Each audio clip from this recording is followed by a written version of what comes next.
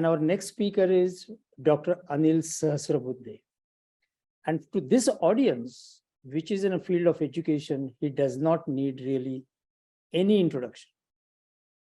Presently, he is a chairman of National Board of Accreditation, also NETF, National Education Technology Forum, and also of NAC, which I think each and every college and university knows about it. Earlier, when he was a chairman of AICTE, he was a staunch supporter, and even today, of Not Zero, Net Zero. I have seen him in a number of fora talking about it. So basically, he is a passionate educator, and that's why I think award that he got for Mahatma Gandhi Leadership Award, that was well suited, well meant, and it gives a message to us that in every field we require a leadership, and that's what he provides. Dr. Anil Sahasrabudhe, floor is yours. Yeah, thank you, Dr. Rajendra Shendeji. Since around 11:30, we have been listening to you, Sri Prakash Javadekar-ji, and Dr. Eric Solom just now. Each one of them have put in their points of view on this very important program that you have launched, U75 Net Zero University Campus. There is a beginning which started long ago in terms of creating a network of institutions under Smart Campus Cloud Network. Gradually, we are developing more and more into use of technology in monitoring, in measuring, and then moving forward in the direction of carbon neutrality. As our former Honorable Minister, Sri Prakash Javadekar, rightly pointed out, our Honorable Prime Minister Modi ji is very passionate about climate change, the effects of that, which are visible to all of us, and therefore, how do we take care of it?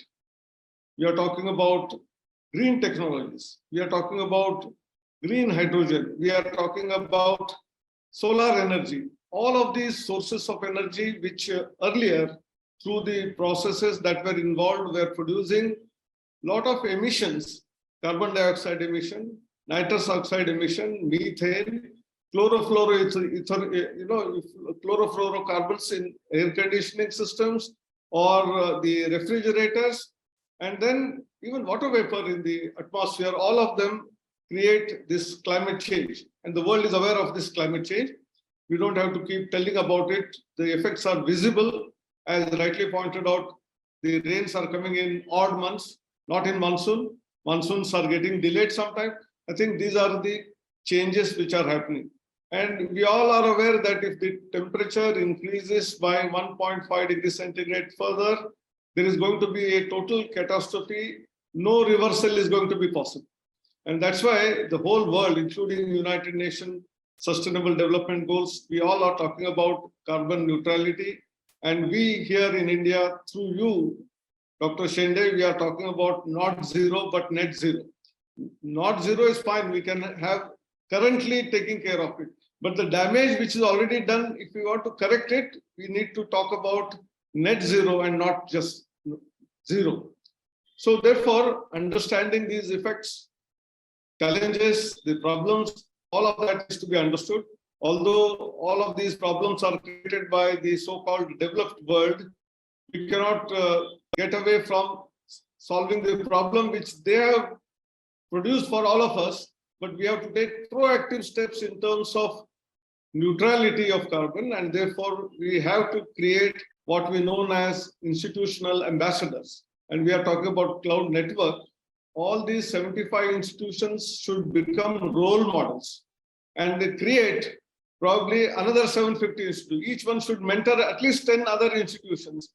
These 75 universities and colleges can become 750 in a matter of a year or two. And then these 750 will have to take forward to 7,500, about 1,200 universities, 50,000 colleges. We have a big task cut for us. When the Honorable Prime Minister has committed that we will become total carbon neutral by 2070, it is the responsibility of every educational institution, every individual to follow that. And by 2070, we should promise our Prime Minister that we will achieve it in 2050 itself. That is the challenge which we should take up on ourselves.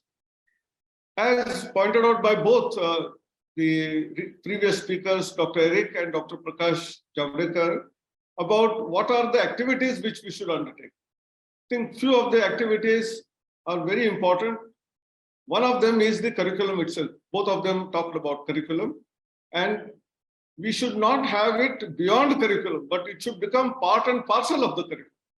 And AICT long ago had made environmental science and engineering as a mandatory subject long ago, but now we can also carry suitable credits. We can have a minor degree in environmental science and technology along with a major in any discipline of engineering. And so is the case with even subjects like commerce, economics, arts, because climate change is affecting every citizen, every student. And therefore, it is not only university curricula, but also the school curricula. We have to create youth who are made climate ready. If it has to happen, it has to happen not only in the colleges and universities, right from school time. And all of these, we are talking about today smart cities, but smart campuses are very important, be it school or high school or a college or a university. They are actually the living labs. Students firsthand observe, see, practice, and whenever they go outside, whether as a bureaucrat, whether as a person working in an industry. By the way, you said in the beginning that it is a May Day. 1st May is the International Workers' Day. So all the workers who are participating in the development of the economies of the world, they must be all tuned to the carbon neutrality. And where can it start? It can only start from the educational institutions, schools, colleges, and the universities. And each one of them should feel passionate about growing plants, planting a sapling when they join the college or a university or a school, and taking care of it for the next 3, 4, 5 years so that the plant actually survives. That is also important. Many a times symbolically we do tree plantation and forget about the plant. So there is a responsibility to be given to every student who plants a tree to continue that. One student, one plantation was already taken as a drive. Millions of trees were planted in India by these students. Then comes the water. How can we effectively reduce the use of water? In fact, Indian economy is a circular economy. Indians are circular economists by their very nature, by their traditions, by their philosophy, by their ancient texts. That's why we talk about use, reuse, recycle, and we don't throw away anything. In fact, make use of it. Waste is also converted into wealth.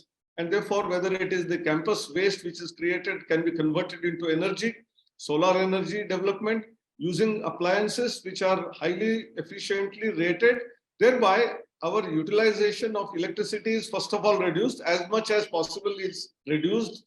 And wherever required, it should be from out of the sources which are renewable in nature, be it solar, be it our gases which are produced from the waste that is generated, or the not only biogas plant, but also wind energy. We should try everything that is possible.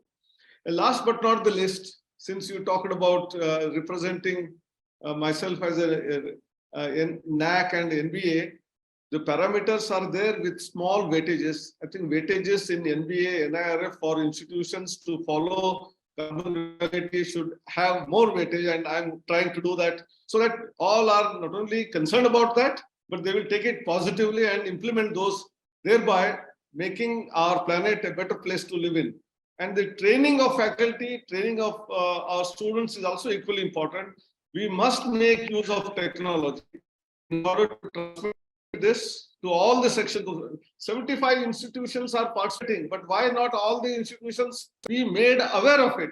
And therefore, training programs for leadership, principals and vice chancellors on one side, faculty, HODs on the other side, and the students. I think we must take care of all of this training program, which is already started, but in a big way. And if we create this awareness, the day is not far when we can achieve the target set for us ourselves much earlier than what we have envisaged. Thank you. Namaskar. Pranam.